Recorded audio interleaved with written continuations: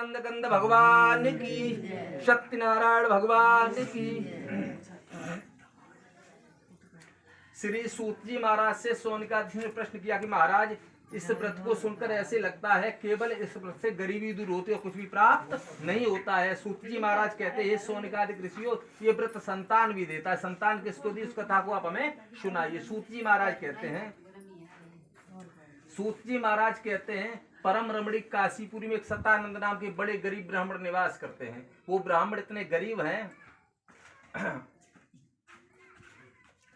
श्री सूत जी महाराज कहते हैं सोनिकादि ऋषि अपने भारतवर्ष से कुलकामुख नाम के राजा हुए हैं। वह राजा इतने प्रतापी हैं, प्रजा को पुत्र की भांति पालते हैं। राजा देवताओं के मंदिर पर चले जाते हैं, वहां पर जो भी संत ब्राह्मण गरीब मिलते हैं राजा उन्हें भोजन कराते हैं, यथाशक्ति दक्षिणा देते हैं। संत लोग संतुष्ट होते तो राजा को आशीर्वाद देते हैं।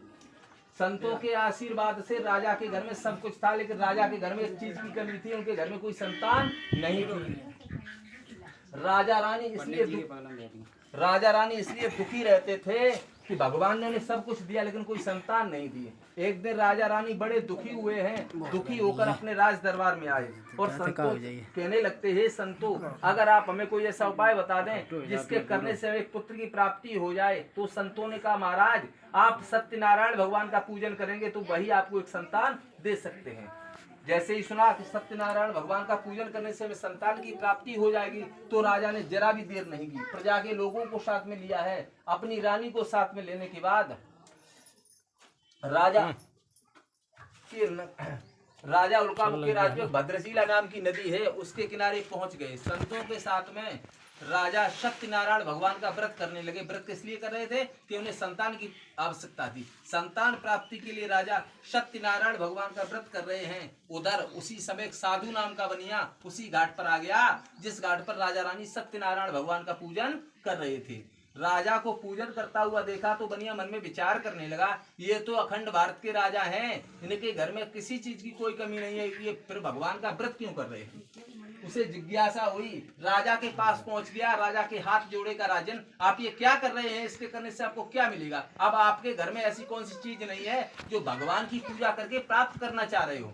उसी समय राजा उल्कामुख कहने लगते हैं बनिया तुम्हें तो पता है भगवान ने हमें सर्व सुख दी है लेकिन कोई संतान नहीं दी है। संतान प्राप्ति के लिए मैं सत्यनारायण भगवान का व्रत कर रहा हूँ। राजा की बात को सुनकर बनिया हंसने लगा, कहने लगा राजा वो जैसी बात कर रहे हो, कहीं हवन करने से व्रत करने से कहीं संतानें हो जाती हैं। तो राजा कहते विश्वासम फलदायका, हमें विश्वास है हम भगवान की पूजा करेंगे तो भगवान हमारी मनोकामना अवश्य पूरी करेंगे, इसलिए मैं सत्यनारायण भगवान का व्रत कर रहा हूँ।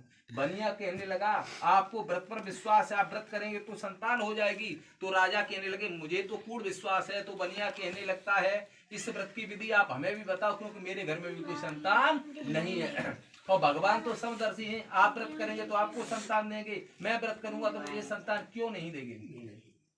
राजा उल्कामुख को सत्यनारायण भगवान के व्रत की विधि का कोई पता नहीं था। संतों से कहा इस बनिया को सत्यनारायण भगवान के व्रत की समस्त विधि बता दी जाए। संतों ने उस बनिया को सत्यनारायण भगवान के व्रत की समस्त विधि बता दी। बनिया बड़ा प्रसन्न हुआ, नाव पर सवार हुआ, अपने घर आ गया और जैसे ही घर आता है तो इसकी पत्नी का नाम है लीलावती, बड़ी पतिव्रता स्त्री है।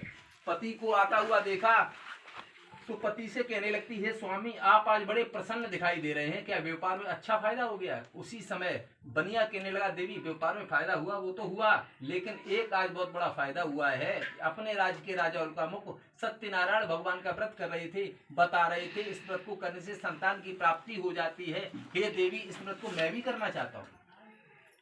उसी समय लीलावती कहने लगी हे स्वामी आज से पहले आपने कोई पूजा पाठ नहीं किया और आपके मन में जब इतना सुंदर विचार आया है तो इस व्रत को आप आज ही करो। उसी समय बनिया कहने लगा तुमने तो कह दिया इस व्रत को आज ही करो, व्रत तो बातों से तो होंगे नहीं, व्रत में पैसे खर्च होंगे और पैसे खर्च करने के बाद संतान न हुई तो मेरा पैसा बेकार चला जाएगा। इसलिए भगवान सच्चे व्रत सच्चा, लेकिन मुझे विश्वास नहीं है, वो पहले हमें संतान दे उसके बाद में मैं उनका व्रत करूंगा।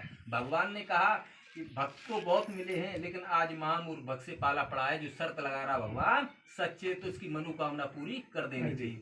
भगवान की पीड़ा से उसकी पत्नी लीलावती गर्भवती हो गई और लीलावती के गर्भ से लीलावती के गर्भ से 10वें महीना में एक सुंदर कन्या ने जन्म लिया है। वो माया की कन्या थी। रात दिन ऐसे बड़ी होने लगी जैसे शुक्ल पक्ष का चंद्रमा बढ़ता है। चंद्रमा की कला के बाद उस लड़की को बढ़ता हुआ देखा तो विद्वान ब्राह्मण नाम रखने के लिए उन पंडितों ने उस लड़की का नाम कलावती रख दिया। कलावती का जन्म हो गया। जन्म के समय कुछ कार्य होते हैं, जैसे छठी है, डट्ठोन है, नाम पर संस्कार है, सब कुछ बड़े वैसे ने बड़े भाव से कराए। बहुत सारे पैसे खर्च किए।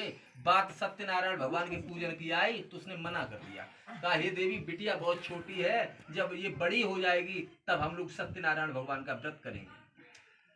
अपनी पत्नी को समझाया, अपने कर्म में चतुर बनिया व्यापार के लिए चला गया।